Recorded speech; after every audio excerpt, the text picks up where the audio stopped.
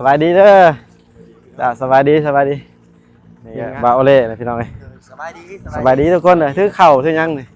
สบายดีเนาะทีมงานเฮางาม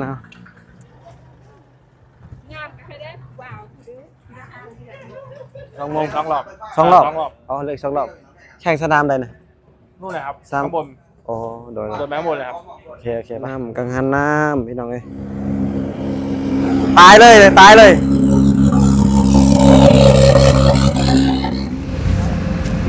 เนาะ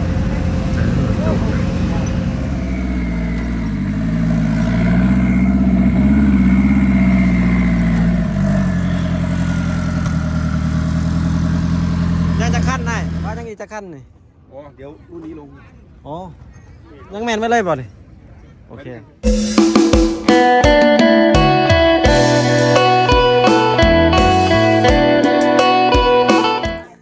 กับสบายดีผมแม่พี่น้องเมื่อสุขุสุคนเด้อถามผู้ชมมื้อนี้เป็นมื้อที่3ที่ว่าเฮามาเบิ่งแข่งรถ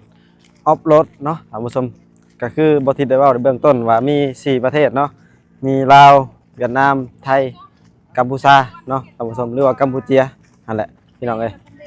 เป็นมื้อที่3มื้อนี้เนาะมื้อนี้คนก็กำลังหลั่งมากำลังย่างไปเบิ่งรถทางหน้าพุ่นแหละมื้อนี้มื้อสุดท้ายพี่น้องมื้อนี้เพิ่นตามได้ยินข่าวเพิ่นว่ามีแต่คาบเช้ามื้อนี้ครับแรงแม่นเพิ่นจะสรุปเนาะสรุปแล้วก็ประกาศรางวัลเนาะพี่น้องเดี๋ยวเบิ่งนำกันได้ยินว่าเพิ่นสิมอบเป็นทองคำเป็นรางวัลเนาะท่านผู้ชมแต่ว่าบ่ฮู้ตัวจริงคือกันถ้าเบิ่งถ้ารุ่นนำกันท่านผู้ชมเลยเนาะคนก็กำลังหลั่งมาอยู่ตอนนี้พี่น้องรถกำลังหลั่งเข้ามาคนก็น่าจะหลายคือเก่าคือมื้อวานนี่แหละพี่น้องเอ้ยมื้อนี้เพราะว่ามันเป็นเสาร์อาทิตย์แน่เดี๋ยวรับชมนำกันพี่น้องเดี๋ยวบ่สิถ่ายกล้องหลังให้เบิ่งเด้อท่านผู้ชมไปนี่น้องพี่น้องมาใจกันอย่างก่อนเลยสบายดีเด้อจ้าสบายดีทีมงานเฮามามื้อนี้ก็คือเก่าพี่น้องเอ้ย มันเครื่องเลยนะมันบ่จมไปนั่นน่ะ นี่ก็บาโอเล่นะพี่น้องเอ้ย สบายดี สบายดีทุกคนเลยถือเข่าถือยังนี่สบายดีเนาะทีมงานเฮาโอเคพี่น้องเอ้ยไปเดี๋ยวไปเบิ่งนำกันรถอยู่ทางบนเขาเจ้าบนสนามแข่งเด้อพี่น้องเอ้ยอันนี้เฮากำลังย่างไปไกลเติบพี่น้องบอนนี่ก็เป็นแหล่งท่องเที่ยวอีกก็แม่นพี่น้องเพราะว่าเป็นรีสอร์ทแน่นะท่านผู้ชมเลยเป็นรีสอร์ทแน่เนาะนี่โอเคมาฮอดจุดนี้เป็นจุดที่รถรถจักรเนาะพี่น้องที่ว่าเพิ่นขี่เป็นขบวนแต่ว่าเพิ่นบ่ได้แข่งได้ยินเพิ่นว่าบรรยากาศอยู่งานงามก็ให้ได้ว้าวดู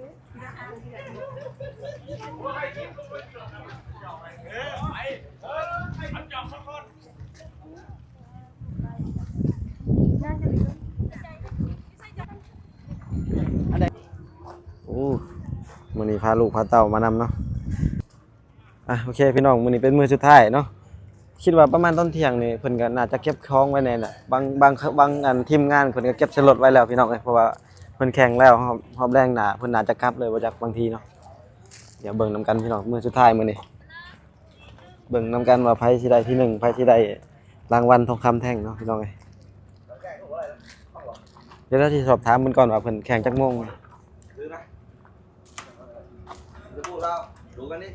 แข่งจักโมงนี่แข่งจักโมงแข่งแล้วครับโอ้ แข่งไปแล้ว แข่งแต่ครับเช้าบ่ เหลืออีก เดี๋ยวอีก2 โมง 2 รอบ 2 รอบ 2 รอบอ๋อเหลืออีก2 รอบแข่งสนามใดนะ นู่นเลยครับ สาม ข้างบน โอ้โดน โดนแบงค์บนเลยครับ โอเคไปรถแข่งอะไรได้เฮ้ยเห็นบ่เพิ่นแข่งแล้วโอ้วันซีใหญ่แต่ว่าบรรยากาศอยู่งานพี่น้องเอ้ยมื้อนี้เนาะนี่กังหันน้ำพี่น้องเอ้ย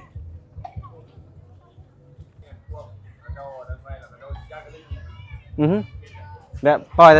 แต่แถวนี้ได้เนาะปล่อยแถวนี้โอเคเข้าใจปล่อยโดนถ่ายคลิปนะโอเคใจเข้าใจอะไรพี่น้องเวียดนามเข้าหอบแท้เลย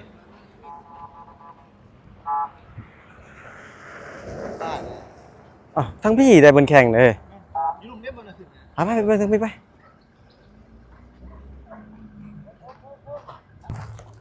มีทั้งหลักกับทันใดมีเลย ฮะตาม ทันใดมีเลยอยู่ สิเป็นตาบ่ล่ะ พวกทุกหลายจน มันยังเศร้าเด้นี่เนาะพี่น้องมันบอลที่จัดงานแข่งรถพี่น้องก็คืออันนี้อนุสรณ์สถานแต่ว่าบ่ทิศยังบ่เข้าใจคือโอเคบ่ทิศมาฮอดสนามแข่งแล้วพี่น้องแต่ว่าดูทางหน้าบ่ทิศพุ่นเด้อบอลสนามแข่งพี่น้องเอ้ยคิดว่าเด้อน่าจะแม่นแหละพี่น้องเห็นรถหลายทางนั้นเนาะพุ่นพี่น้องไกลเติบเลยคนก็กำลังลังมาอยู่ตอนนี้พี่น้องโอเคพี่น้องเดี๋ยวมื้อนี้เพิ่นว่าเพิ่นสิแข่งเดินทางหน้านี่หลังจากแข่งเดินทางหน้าแล้วแหละเพิ่นสิแข่งเพิ่นสิไปทางนี้เลยพี่น้องไปเดินนี่เลยเพิ่นดอกเนาะแต่ว่าเฮากำลังสิย่างไปเบิ่งแม่นแต่ว่านนี่ทางนี้เป็นเดินเป็นแข่งว่านนี่พี่น้องเอ้ยแก่กันออกแล้วบัดนี้แก่กันออกแล้วเพ่แล้วตายเลยโอ้คันสีเขียวเพ่แล้วพี่น้อง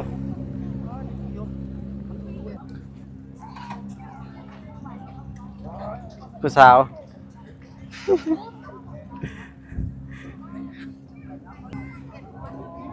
โอเคพี่น้องเอ้ย เปลี่ยนแล้ว ผู้ยักมา เดี๋ยวย่างก็เบิ่งในงานพี่น้องเพิ่นแข่งอยู่พุ่นแล้วโอ้รถกันหลายคันทั้งนี้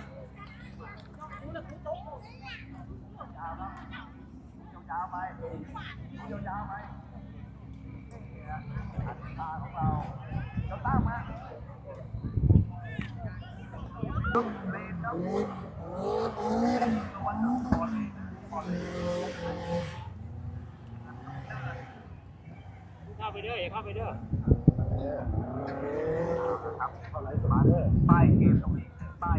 โอ้ทั้งพุ่นก็แข่งบ่ไอ้แบบใดปะไปแบบซี่ออกพุ่นบ่ ก็ต้องย่างรัดไปนู่น ฮะ รัดข้ามไปนู่น ข้ามไปนู่น ย่างรัดนู่นรัดไปนู่น โอ้แบบรถมันโค้งไปพุ่นเนาะแล้วมาพี่เนาะ รถคันไหน อันเดอะสนามแข่งกันนะจะ แมนแมนอันนี้อีกรุ่นหนึ่ง อ๋อ รุ่นไหนคันใหญ่ๆจะอยู่ตรงนู้น โอ้อันนี้เป็นรุ่นหนึงอีกต่างหากอีก ใช่มี3 รุ่น โอเคขอบใจ มี3 รุ่น แต่ว่าถ้าว่าสิปล่อยโดรนน่ะได้เนาะนี่ปล่อยโดรนแบบถ่ายคลิปได้บ่ ได้ได้แต่จะเข้าไปตรงนี้ก็ต้อง โอเคปล่อยเลยปล่อยจุดนี้เลยก็ได้หรือว่าใดๆวะ จะตรงนี้ได้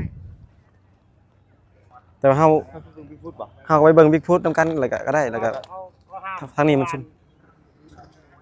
เบรกให้อยู่ ฮะ ไปตามคนอยู่นะ โอ้ เรือ เกือบบ่ แมนเขาก็เลยกลัว แม่นแหละกันความปลอดภัยไว้ก่อนเนาะ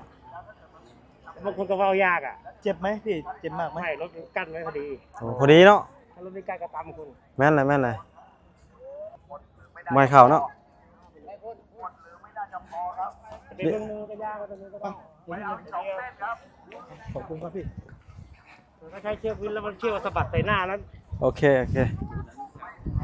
มันขาด โอเคพี่น้องเพิ่นป้องกันความปลอดภัยเนาะเพราะว่ามันเกิดเหตุที่บ่คาดคิดเด้บางทีเบรกแตกยังเพิ่นเบรกบ่ทันพี่น้องอาจจะหลุดไปใส่ตามคนก็มีเลยอันตรายเลยท่านผู้ชมเอ้ย จริงๆบริเวณนี้คุณ ขึ้นแล้วนี่อยู่จุดนี้ก็ได้รถโทรศัพท์เจ้าเนี่ยเจ้าแบบมันอันนั้นนะมันซุ่มไกลได้นะ เต็มตาเลย นั่นแหละว่าจุดแท้นี่แหละ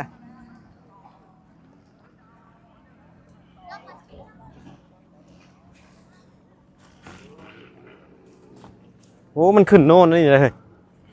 นี่มันขึ้นโน่นอยู่นี่เลยนี่โอ้อยู่นี่แหละขักสนามตัวนั้นบิ๊กฟุตตัวน่ะเฮ้ยบิ๊กฟุตตัวน่ะเดี๋ยวถ่ายตัวนี้จากประมาณ2-3 คันจึงไปคันสิไปกะ เอาหน้ายุบเลยบอลนะ โอเคพี่น้องไงเดี๋ยวรุ่นนำกันนะฟอร์เห็นคันหนึ่งแก่ออกนอกแล้วตายแล้วคันสีเขียว ดีหน้ายุบเลย เออ หน้ายุบไปเลย เดินแบบมือสุดท้ายนี่ถือว่าโหดที่สุดเขาคิดว่าแม่นบ่น่าจะโหดที่สุดแล้วเพราะว่าคันหนึ่งตายแล้ว มันยุบไปเลยเดี๋ยวยุบไปเลย เดี๋ยวเป็นไปคนนะเดินนะนี่โหดไล่ได้เดินนี่แม่นเลยอ่ะแต่คุณก้าว มันซุ่มแบบ ขยาย คันคุณละเอียดอะไรมีแต่คุณ3แม่น ขยายภาพเฉย นี่พี่น้องโอ้มื้อนี้งานมื้อนี้ไผมาตอนแรกนี่บ่ทันได้ไผมาตอนแรกนี่เพราะว่าเพิ่นแข่งแต่คาบเช้าเลยพี่น้องคาบ1 โมงขึ้นไปเหมือนเพิ่นสรุปงานแล้วก็ประกาศผลพี่น้องประกาศรางวัลคันไผมารอบแรกนี่ถือว่าบ่ทันเบิ่งเด้อพี่น้องเด้อมื้อนี้มาไวเด้อไผอยากเบิ่งเด้อโอ้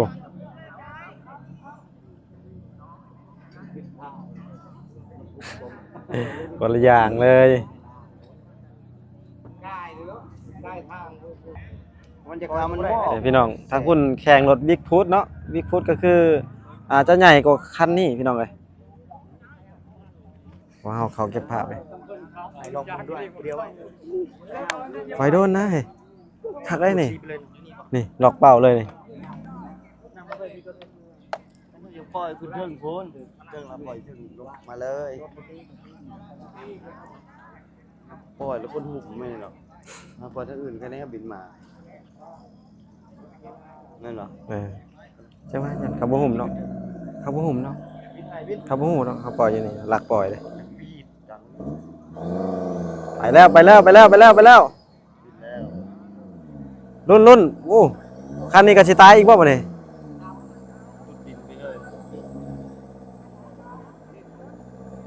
อ๋อเกินไปโหดอะไรด่านนี่อ๋อดุดดินเลยแต่ว่าเรียบร้อยรุดแล้วโอ้ใส่จกตัวนั้นเลยเห็นเหรอ สมอแหละ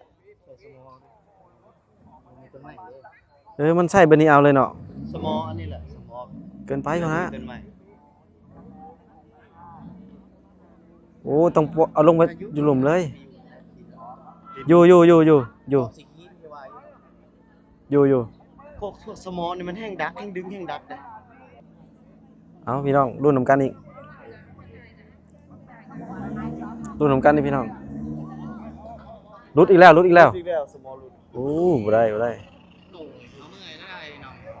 พูดบิ๊กฟูดพูดไปเบิ่งบิ๊กฟูดก่อนก็ได้คันว่าอันนั้นถ้าข่อยนี่จักเบิ่งตัวนี้ก่อนข่อยจักเบิ่งตัวด่านนี้ก่อน ลงมาแล้ว โอ้ทางนั้นมันเว้ยทางนั้นคนเริ่มมาหลายเลยพี่น้องเอ้ย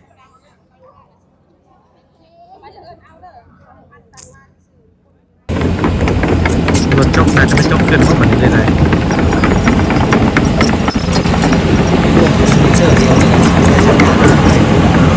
อันนี้บ่ไรสดอันนี้ด้วย อันนี้ใส่เซอร์เวอร์นิดนึง ถักอะไรอะไรเด้อคือ ผู้นึงควบคุมอยู่เดิมอยู่ทุ่ง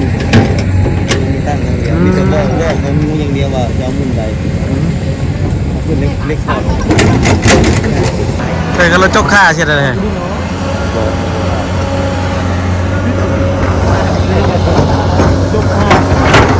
กับบ่มีในซอยเลย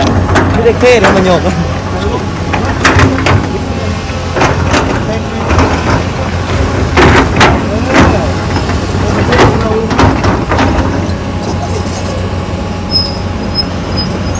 ราแพ้แล้ว งานมันเป็น เชื่อมตัวแอปกับคือเชื่อมตัวสมาร์ทอยู่บนฟ้ามันกันไรชดได้ตรงนี้ ไปหนักเดี๋ยวเชื่อรุ่นเหมือนกันอีกพี่น้องเพิ่นว่ารถค่าแล้วเอารถจกมาดึงเถอะค่าอีกแล้วคันนี้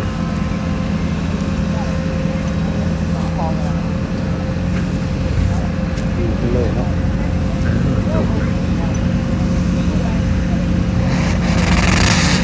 ขนาดไปแล้วมัน ไว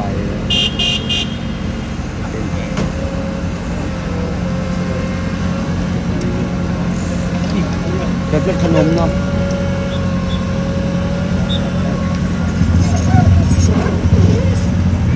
แบบมันโหดเกินตมลง ก็หมุนหมดเลยเป็นหนา แน่นอนอย่าลงไม่ไปเอาเด็กน้อยมาครับรถลินกันเอาอีกเราพี่น้องเลยงานมื้อนี้มันเลยเนาะ ไปต่อไปได้เขาก็เลยดึงเรา หมดเวลามันจะหมดเวลา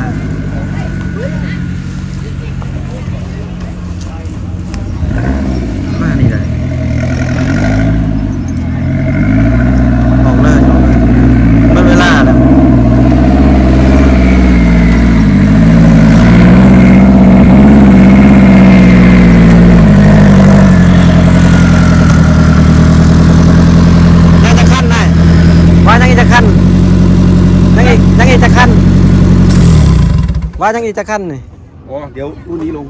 อ๋อยังแม่นไม่เลยบ่นี่โอเคขอบใจยังหลายขั้นอยู่เฮ้ยแม่นมาเลยนี่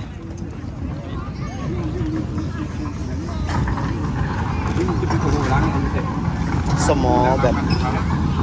โบอยู่ สมองบ่อยู่ มันเหนื่อย มันนักมันนักในคันนี้มันนักเลย มันไม่ไกลกันนี่เห็นได้กว่าแบบประมาณของเมื่อวาน